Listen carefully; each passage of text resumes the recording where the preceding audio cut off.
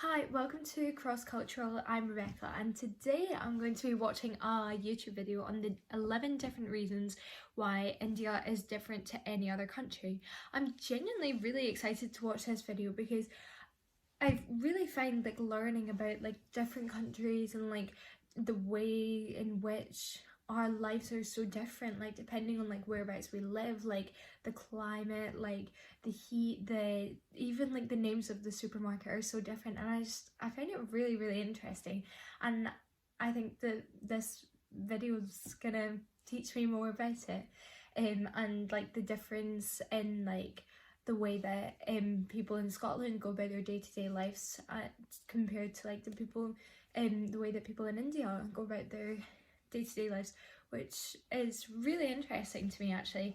And actually, India has been at the top of my list of places that I've wanted to go for absolutely ages, but due to COVID and stuff like that, I haven't had the chance to go, and it's really upsetting. But as soon as the travel ban's lifted and we're allowed to travel again, it will be one of the absolute first places that I end up going to, because I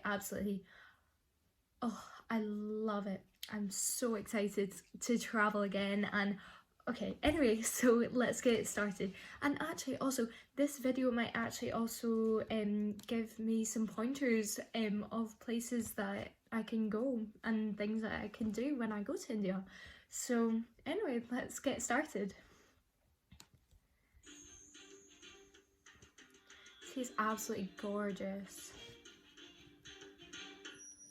Hey everybody, simple question for you. Who doesn't love traveling? I love traveling. I sure do, and I've been to a lot of different countries, but there's one that will stick with me forever: India. Like I said, I'm pretty well traveled. I like to go abroad at least once a year, so I've got a lot of trips under my belt. But when a friend told me that I just have to see India, well, that's exactly what I did. I went in September, the last month of the summer monsoon. It was pretty dry and sunny, but with short rains here and there. The perfect weather for a traveler, if you I'll ask keep that in mind. Being the confident and well-experienced globetrotter that I am, I went there prepared, and I thought I was ready for anything. Boy, was I wrong. The colors, the contrasts, the pace, the people, everything hit me like a ton of bricks, and didn't let go even when I was already back home. As soon as I stepped out of the airport, I felt dizzy. It could have been the heat, the jet lag, or the hunger in my belly. I assumed it was the latter, so I decided to head out for some authentic Indian food as soon as I throw my bags in my hotel room. Now, the food there deserves a big shout out. First of all, Indians eat very little meat. In fact, I didn't know they that, have the actually. lowest meat consumption per person in the world. Most of their dishes are vegetarian, and meat is I used to be replaced by vegetarian, and soy I'm actually thinking This about is going back mostly vegetarian, because so if I go 80% of the vegetarian again, I population will is Hindu. definitely keep that in Probably mind. like you, I'd always heard that Hinduism requires a strictly vegetarian diet, but that's not the case. It's just because they believe not eating meat minimizes the hurt they bring to other living beings. Oh. That's definitely one of the things I learned during my travels, and I was pleasantly surprised. Another thing about food in India is that it's all heavily spiced. I do That love comes as no spice. surprise, really, since India is well known across the world as the biggest spice producer and exporter. But there's one region that stands out exclusively in this regard: the state of Kashmir. It's home to the Definitely most have to go valuable there. spice ever, saffron. Sure, this flower isn't unique to India. It also grows in Iran and Spain. Why is it not? Kashmir, however, produces the highest quality and the most expensive saffron in the world. The town of Pampore is literally built around saffron fields. There are actually 3 varieties cultivated there. There's Mongra, the most expensive one, that costs about $1,600 a pound.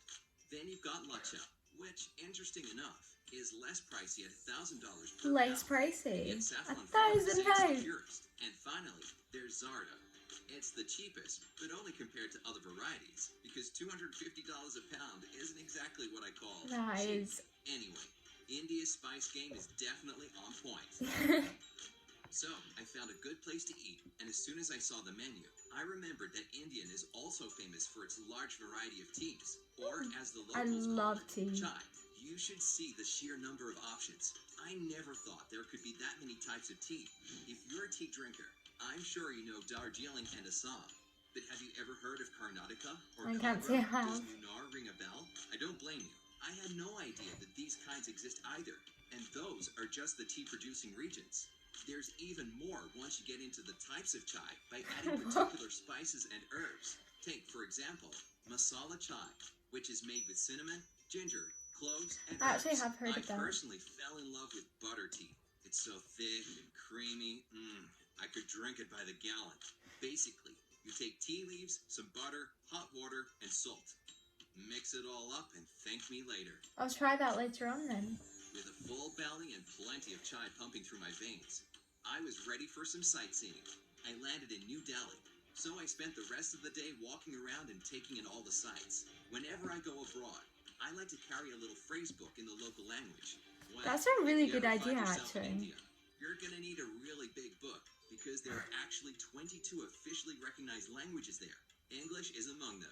So I was okay just sticking to that. But those 22 official languages are just a drop in the huge linguistic ocean of the country.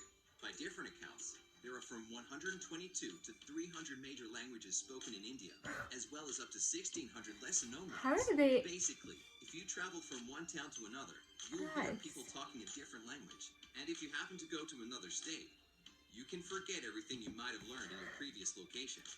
How they manage to communicate with each other is still beyond me. New Delhi was awesome. I wish I could talk more about it, That's but I had a lot to see. gorgeous. I did find time to take a train up to Amritsar and see the Golden Temple. How do I even begin to describe it? The whole It's thing is covered in gorgeous. gold I will and have to go and sits see in the that. middle of a huge pool of water. This is where the tradition of langar takes place. Langar is a vegetarian meal that's given to any and everyone who comes to the temple, regardless of their background or beliefs. Just imagine, the Golden Temple provides a free meal to over 50,000 people a day. And on special occasions, How? it can feed up to 200,000. Oh my I got a free meal gosh. too, and it was That looks really delicious. good. You can volunteer there as well. I did just that because I was in so much awe about the place, I didn't want to leave. What I actually Gorgeous. regret is that I didn't get to see the Kumbh Mela in action. It's one of the greatest celebrations of India, and apparently it's a sight to behold. In 2011, so many pilgrims gathered in one place that the whole congregation of 75 million people was even visible from space. This year, it's That taking is place so from January cool. until early March. So if you've seen it with your own eyes, just know that I'm so jealous. In fact, I'll have to go whatever and see India that. does it on a huge scale. For example, it has the largest number of post offices in the world. Wherever you go, you'll stumble upon one literally on every corner. The irony of this is that it doesn't really help the situation with delivery times.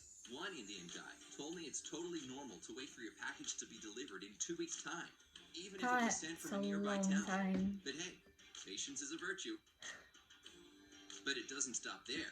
India places third in terms of the number of Guinness World Record holders. Oh, The world's that's fastest cool. nose typer, the most I expensive didn't wedding even know ever that was a held, world and the record. most selfies taken together are just a few of the bizarre world records held in this country. What else? The largest railroad network in the world? Check. Well, almost, since the United States does technically have more. But anyway, India has built over 3.5 million miles of railroads, which, considering the smaller size of the country, still means easier transit within and between different locations. With that in mind, it shouldn't really be a huge surprise that Indian Railways is also the largest employer in the world. It has over 1 million employees. And considering the country's extensive railway network, these people are scattered throughout India, from the smallest villages to the biggest cities. The number of jobs Oh. grows every year, so it looks like you could always get a job there if you're looking for employment in India. Anyway, what can I say about my final impressions? I was blown away, and I seriously didn't want to leave this Same. fascinating place. It's gorgeous. Oh was my like going to a gosh. whole new world for me. I tried to get as many souvenirs as I could. I I will almost too. forgot one important thing. If you ever go there, by the way, you'd better remember it too. No one is allowed to take India's national currency in or out of the country. It's actually against the law, so make sure you change your money before you cross the border. I almost made this mistake. But a I wonder friend why helped me that told me to is. exchange my rupees at the airport. If And off anyone I went. knows, tell me. Headed back home with my suitcase full of exotic stuff and my head pulsing I'll have with to remember that as impressions. well, though.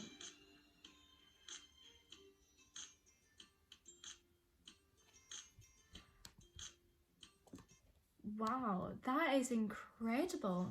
Honestly, you'd have to be crazy not to want to go and visit India at least one time in your life. And I definitely will be making butter tea tonight. It sounds, oh, amazing. And it also, it's quite an easy recipe, I think. I'll have to find like a more specific recipe, but like it sounds delicious, and obviously the guy enjoyed it. Um, I also had no idea that there was even like a world record for the amount of selfies that you have together. I think I would have I think I'm not surprised that there's like a most expensive wedding um Guinness World Records. Sorry, I forgot the words. But I'm really surprised about the selfie one. And there was one more. I've forgotten it. It was sorry. This is gonna really annoy me, but I'll try and remember it later. But I'm blown away by that. That is incredible. And the price of the spices, that's what I've rhymed actually.